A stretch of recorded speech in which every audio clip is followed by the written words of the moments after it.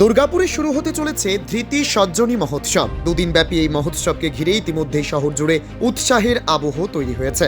শুক্রবার দুপুরে দুর্গাপুরের চিত্রালয়ের মাঠে এক সাংবাদিক বৈঠকের মাধ্যমে উদ্যোক্তারা অনুষ্ঠানের বিস্তারিত তথ্য তুলে ধরেন। অনুকূল ঠাকুরের স্মৃতির প্রতি শ্রদ্ধা জানিয়ে আয়োজিত এই মহোৎসব এবছর দুর্গাপুরের রাজীব গান্ধী স্মারক মাঠে অনুষ্ঠিত হতে চলেছে। এবছর এই উৎসব নবম বর্ষে পদার্পণ করেছে।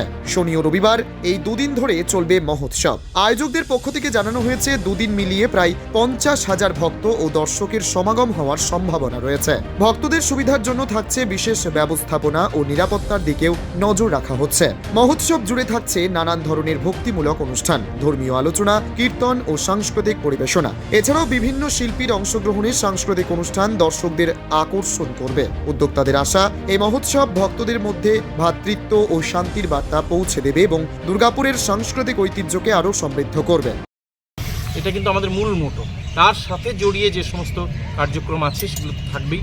প্রসাদ, একটা বৃহৎ মানুষের প্রসাদের ব্যবস্থা, সারাদিন বিভিন্ন আনন্দময় প্রোগ্রাম, মানে সাংস্কৃতিক প্রোগ্রাম, গান, নাচ, ঠাকুরের কথা দিনভর, ঠাকুরের ঋত্বিক যারা আছেন তারা, ঠাকুরের যে সমস্ত কাজ করে ছোট ছোট ভাইরা বোনেরা, কেউ বাদ নেই। মানে আমাদের মধ্যে দেখবেন যে একজন বয়স্ক সিনিয়র 80 ইয়ার্সের মানুষও আছেন, আবার 18 বছরের একটা ছেলেও আছে।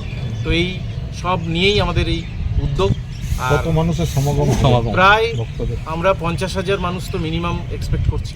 দীক্ষা কতজন করে আছেন, তার বিস্তৃতির জন্য আমাদের যে অবক্ষয় হচ্ছে যুগে যুগে জেনারেশন ওয়াইজ, সেটাকে ক্রমশ বিস্তৃতির পথে এনলার্জিং, মানে আমাদের যা সত্তা, আমাদের যা মানুষের কাছে প্রকৃত বলতে মানুষ বলতে যাবো যায়, সেটা অমানুষ যাতে না হয়, বিস্তৃতির পথে যায়, তার জন্যই ধৈর্য সরকার। শুধু আমাদের জন্য নয়, in general as a whole to the whole world. যার জন্য সৎসঙ্গ হোল ওয়ার্ল্ডে টু ফ্লারিশ।